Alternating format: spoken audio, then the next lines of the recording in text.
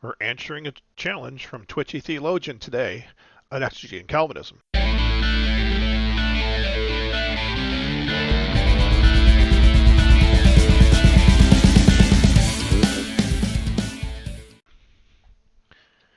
Greetings, welcome back to Exegeting Calvinism. My name is Michael Faber, your exegetical guide, and today we're going to respond to a challenge by a Twitchy theologian to interpret 1 John 5:1 and 1 John 2:29 consistently in light of the verbs and the participles that are there.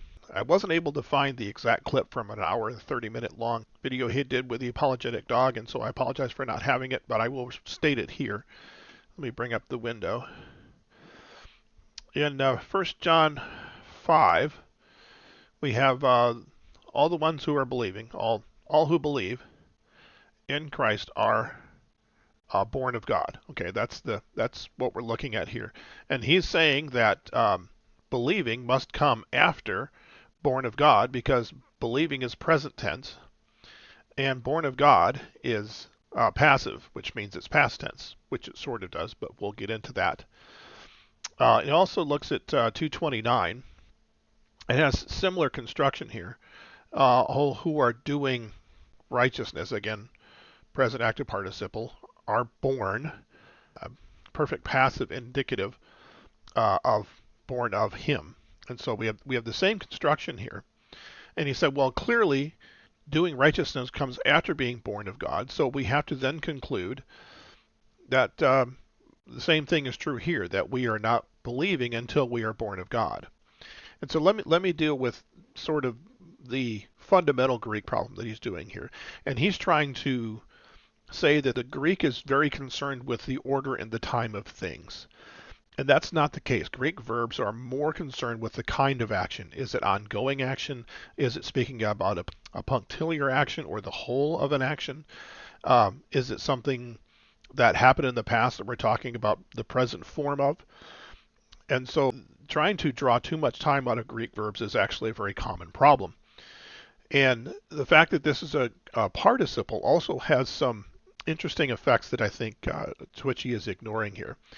And so the present is a continuous action. So it's happening right now. It's probably been happening and will likely continue to happen in the future. It's basically saying it's happening right now, and it's a continuous action of some kind. Okay. Over here we have the perfect, and the perfect says this is a completed action in the past, but we're talking about it's relevant for the present moment.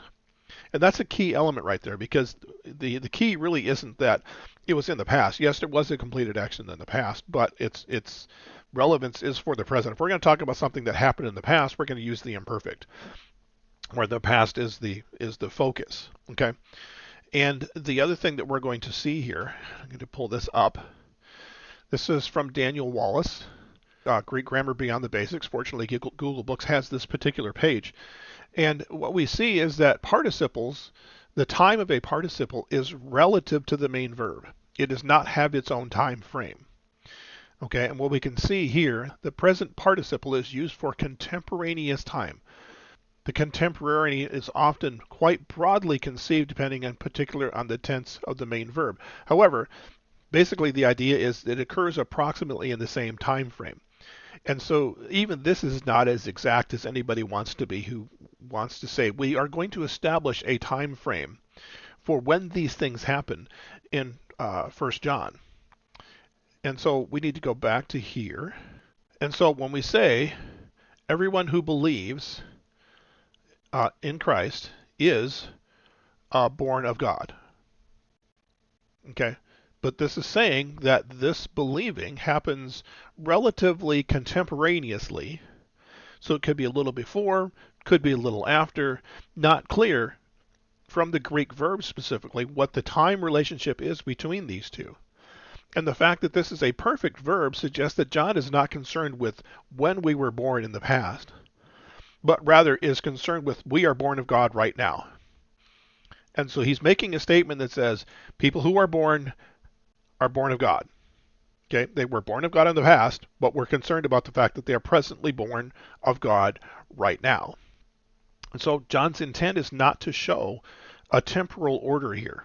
This is not supported by the Greek, and it's a bit of a translational fallacy to say, well, because we're concerned with time, they must have been concerned with time. John is not concerned with time here. He's not concerned with who was born first, who was born last. He is just saying those who believe are born of God. And this event happened in the past, but I'm talking about it in the present tense. And so we can see the same thing in 1 John 2. We have those who are doing righteousness. So this is a present active participle. And it's in the same time frame as having been born of him. Okay?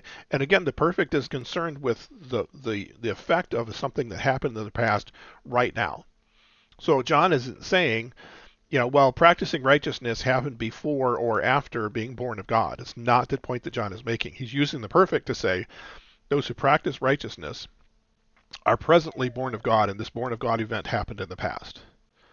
So once again, because the contemporaneousness is not necessarily written in stone as hard as we want it to be, like as English speakers, because we want time to be the central element of our verbs, and it just isn't the case in Greek.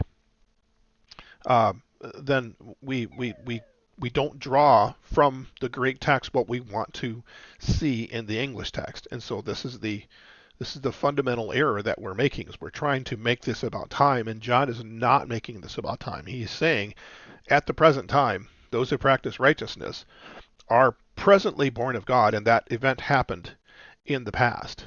And so that's the real answer to Twitchy's challenge, is that you're trying to draw too much specificity about the time of these verbs, especially when the present participle occurs at the same time as the perfect verb.